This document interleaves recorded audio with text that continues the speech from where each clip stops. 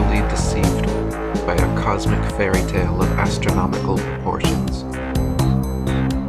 We have been taught a falsehood so gigantic and diabolical that it has blinded us from our own experience and common sense, from seeing the world and the universe as they truly are,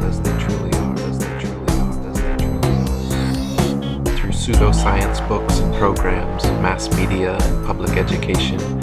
universities and government propaganda, the world has been systematically brainwashed, slowly indoctrinated over centuries into the unquestioning belief of the greatest lie of all time.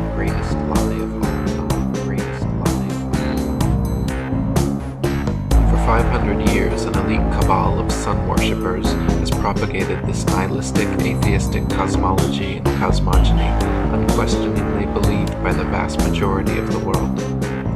We have been taught, contrary to all common sense and experience, that the seemingly motionless, flat Earth beneath our feet is actually a massive, moving ball spinning through space at over 1,000 miles per hour, wobbling and tilted 23.5 degrees on its vertical axis, while orbiting the Sun at a blinding 67,000 miles per hour, in concert with the entire solar system, spiraling 500,000 miles per hour around the Milky Way,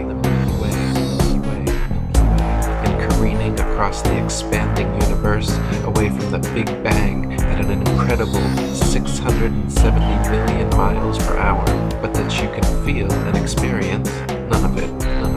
We have been taught that a mysterious force called gravity, a magical magnetism responsible for keeping everything from falling or flying off the spinning ball Earth, is just strong enough to hold people,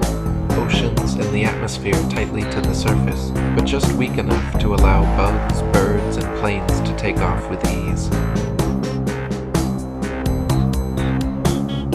We have been taught that the ball Earth spins at a constant velocity, perfectly dragging the atmosphere along so we cannot feel the slightest bit of motion, perturbation, wind, or air resistance.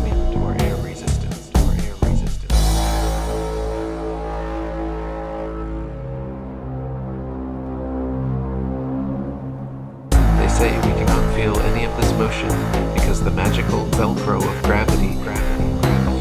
pulls the atmosphere precisely along,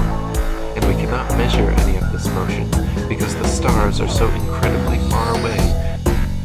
that over 100 million miles of supposed annual orbit around the Sun amounts to not a single inch of relative parallax change.